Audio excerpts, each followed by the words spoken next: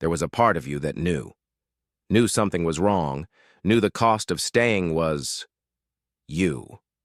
So you tucked her away, quietly, carefully, like hiding a flame from a storm. You became fluent in "I'm fine," expert in changing the subject, master of the polite smile that never quite reached your eyes. You perfected the art of disappearing behind the performance. You mistook endurance for strength, believed that needing nothing meant you were strong. But strength without support is just exhaustion wearing a mask of independence.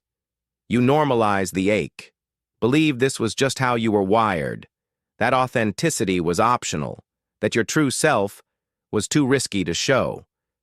You equated vulnerability with weakness, believed that being strong meant never needing. So, you armored up, even when you were alone, even when your heart was breaking. But what if the ache wasn't a flaw? What if it was a signal? A whisper from the part of you that knew something was wrong and was trying to get your attention? You fear the silence that might follow if the performance stops. You fear being truly seen might mean being found out. That underneath, you're not enough. You've worn the label of strong like a badge, not realizing it was also a cage that kept you from asking for help, from showing your pain, from being truly supported.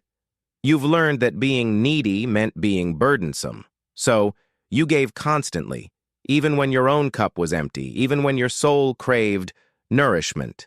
The truth is, the performance itself is the exhaustion. The pretending, the performing, the constant management of how you appear. It's what's draining you. You've been told to hold it together, to keep it together.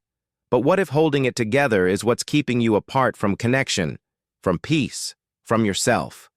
You've spent so long being the character everyone wanted. You've almost forgotten what it feels like to just be, to exist without a script, without constantly scanning the room for cues on how to show up. What if the ache wasn't a flaw? What if it was data? Your body, your mind, they were trying to tell you something was wrong. And they were right.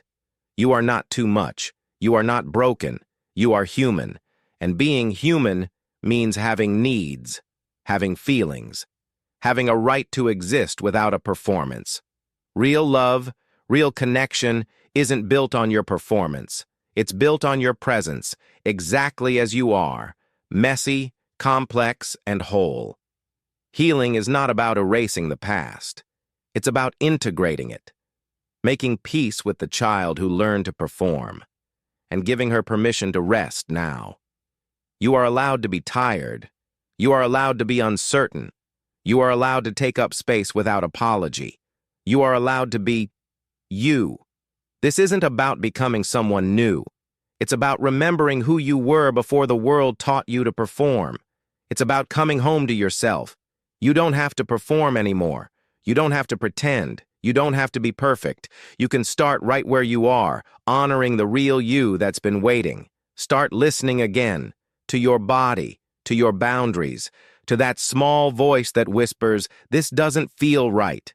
It's time to stop normalizing what harms you. You are worthy of love exactly as you are. Not for the act you put on, but for the beating heart beneath it. Not for your performance, but for your presence. Healing is not about erasing the past, it's about rewriting the story. Not to forget the pain of performing, but to understand its role and reclaim your power to be seen. The mask you wore was never yours to carry alone.